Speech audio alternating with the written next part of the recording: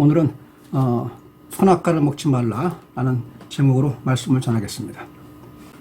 하나님이 우주 만물을 지으신 하나님께서 제일 마지막 날 인간을 지으시면서 이렇게 말씀하셨습니다. 하나님은 우리가 우리의 형상대로 사람을 짓자, 세우자 이렇게 말씀하셨습니다. 그리고 하나님은 이 모든 생물을 이 인간에게 다스리게 하자라고 하셨고, 세상의 하늘과 땅과 바다에 있는 모든 것들을 너에게 먹을 거로 주리라 하셨습니다. 모든 생물, 우주 만물, 그 만물의 영장으로 인간을 세우신 겁니다. 하나님의 놀라우신 은혜고 또한 사랑입니다. 그러신 하나님이 성경 시작하면서 가장 먼저 인간에게 금지하신 명령이 있습니다. 모든 것을 먹을 수 있다. 모든 것을 다스리라. 이렇게 큰 은혜를 주신 하나님께서 최초의 금지 명령, 다름 아닌 선악을 알게 하는 나무의 열매는 먹지 말라.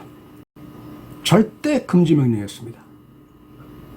저는 선악과를 먹지 말라라고 하는 이 구절에 대해서 지금까지 우리가 해석했던 것 혹은 우리가 받아들였던 어떤 해석과 적용에서 중대한 오류가 있다고 생각합니다.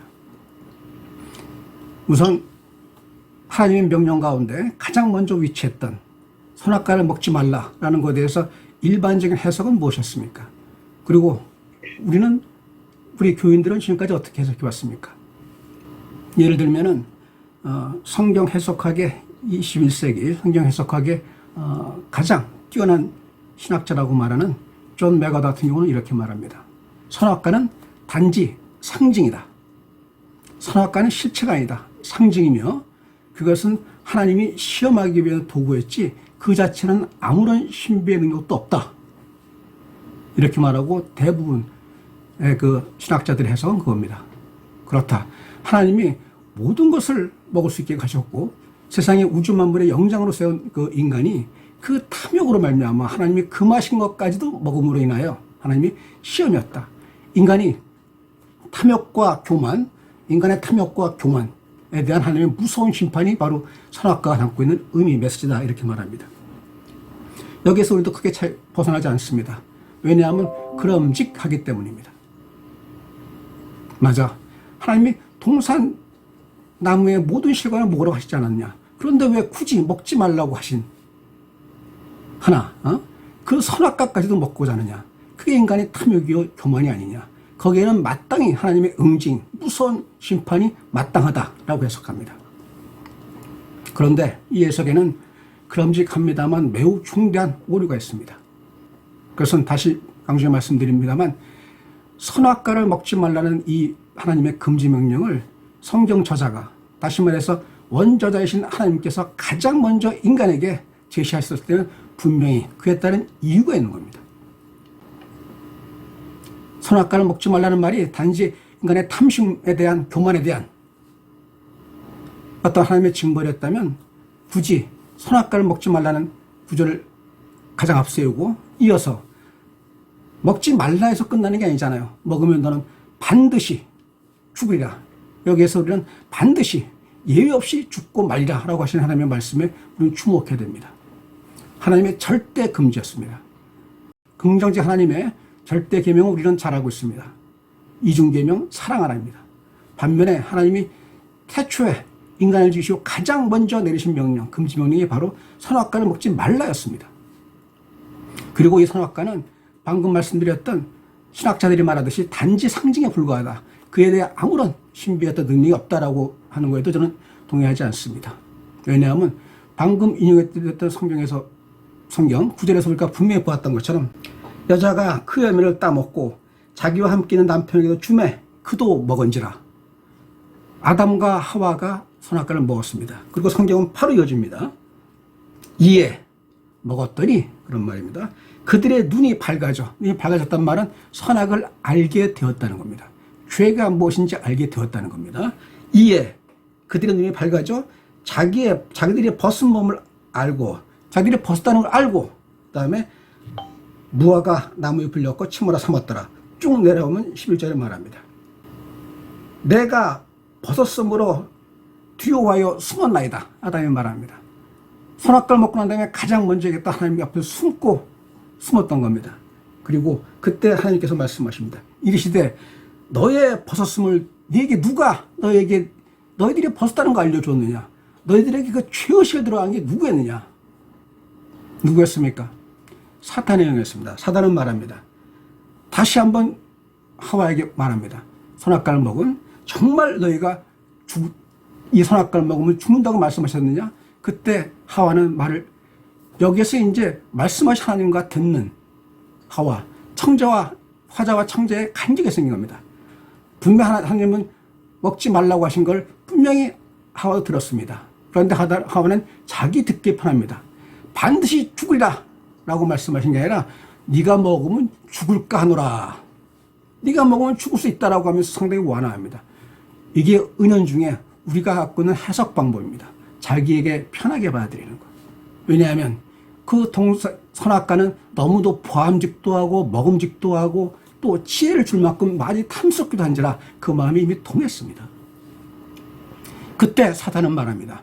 너희가 결코 죽지 아니하리라 라고 말합니다. 그리고 마침내 선악과를 먹고 맙니다. 이 선악과를 먹으면서 바로 나타난 것은 그에게 죄가 지의식이 들어왔고 하나님을 피하고 숨습니다.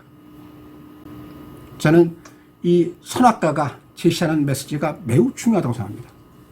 그렇게 생각하잖아요. 그래 하나님이 그렇게 좋은 것을 많이 주셨는데 무엇이 또 그리도 탐이 나서 더 많은 것, 더 좋은 것을 원하느냐? 아니다. 주신 것을 만족하자라고 하면서 많이 그럴듯하게 해석합니다. 그렇지 않습니까? 우리까지 지금까지 들었던 해석들이 다 그런 내용 아니었습니까? 그런데 우리가 근본부터 바꿔야 겠습니다. 만약에 정말 좋은 것이라면, 선악과를 먹고 선악을 알게 되는 게 정말 좋은 것이라면 하나님이 왜 주시지 않겠는가? 우리 한번 반문해 봐야 됩니다. 선악과는, 선악을 알게 하는 나무는 결코 좋은 것이 우리에게 유익하고 좋은 것이 아니었기 때문입니다. 선악을 아는 것, 그래서 옳고 그름을 분별하는 능력, 그것이 우리가 선을 따라가고 악을 멀리할 수 있는 근거가 되지 않느냐. 선악을 아는 게 왜 잘못이냐 라고 마땅히 질문하고 우리는 반문할 수 있습니다. 여기에서 중요한 것은 선악을 알게 하는 핵심입니다. 선악을 알게 하는 나무 열매를 먹지 말라. 너희가 선악을 알지 말라고 말씀하신 것은 선악을 알게 되면서 선악을 아는 주체가 누구냐면 하나님은 하나님이 선악의 중심이 돼서 내가 행하는 대로, 내가 말하는 대로, 내가 너에게 주는 대로 나를 따르라. 그것이 너에게 복의 근원이 될지라고 말씀하셨음에도 불구하고 인간은 선악과를 먹으면서 자기 자신이 선악의 판단의 중심이 된 겁니다. 자기 자신의 선악 판단, 옳고 그름, 시비의 잣대가 된 겁니다. 아니 도대체 그것이 무슨 그렇게 큰 잘못입니까? 선악을 알게 됨으로써 나름대로 이성적 판단을 통해서 옳고 그름을 분별하는 게 무슨 그리 잘못입니까? 그것이 가장 큰 중죄이고 절대 계명으로 절대 금지 계명이 되고 우리는 잘 알고 있습니다. 다른 것도 아닌 이 선악과를 먹었던 거, 이게 아담의 원죄라고 말합니다. 죄의 근원, 죄의 뿌리라고 말하는 겁니다. 아니, 어떻게 도대체 그게 죄의 원죄가 될 수 있고 죄의 뿌리가 될 수 있습니까? 어떻게 그렇게 그게 중죄입니까? 라고 생각합니다.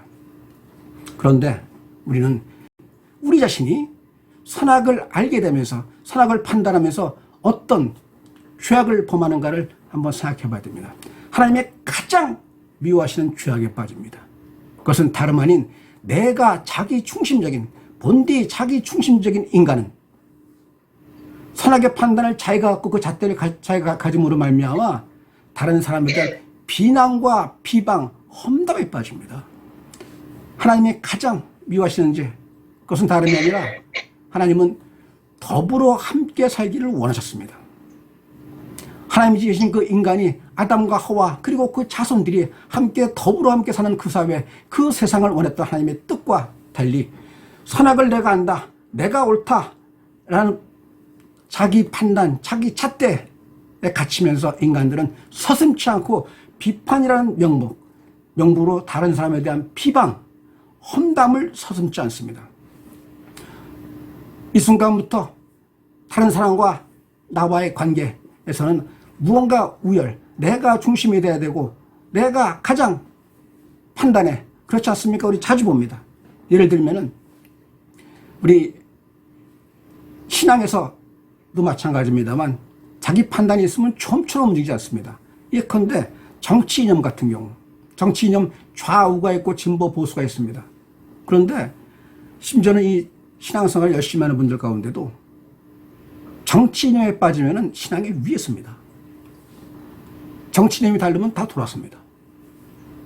뭐냐면 그 판단은 자신의 경험, 자신의 지식, 자신의 이성 등등이 중심이 돼서 이게 옳다라고 되면은 이미 그거는 하나님처럼 그 이념이 마치 신처럼 절대 가치가 되어버리고 맙니다. 절대 벗어나지 않습니다. 저는 신앙생활하면서 저도 나름대로 어떤 정치적인 관점 또 이념이 있습니다만 계속 반복돼 경험한 건 바로 그겁니다. 정치에 대한 말을 하면은 신앙인들 사이도 벌어지고 마는구나. 정치 이념 그 자체는 물론 나름대로 가질 수 있습니다. 그러나 그게 선과 악의 기준일 수는 없습니다. 좌든 우든 진보든 보수든 하나님의 어떤 신앙 그 모든 것이 가장 옵니다. 그것 다름 아닌 이념과 등등에 따라 갈라지고 분열되고 가는 게 아니라 하나님의 분명히 하나님의 뜻은 다름 아닌 더불어 함께 살며 서로가 서로를 사랑하며 살라고 말씀하신 거였습니다. 선악을 알게 하는 나무, 그 선악을 먹음으로 말미암아 우리가 다른 사람에 대한 비방과 험담, 이를 통해서 우리가 되는 건 이간, 사람과 사람과 갈라지는 겁니다. 사탄은 어떤 존재입니까? 사탄은 이간의 영웅입니다. 다른 무엇보다 사탄은 이간의 영입니다. 사탄이 가장 원하는 건 우리들은 그렇게 많이 오해를 해요. 사탄은 우리에게 유혹을 통해서 죄에 빠지게 하는 게 사탄의 목적이다 라고들 많이 오해합니다. 많이 오해입니다. 그건.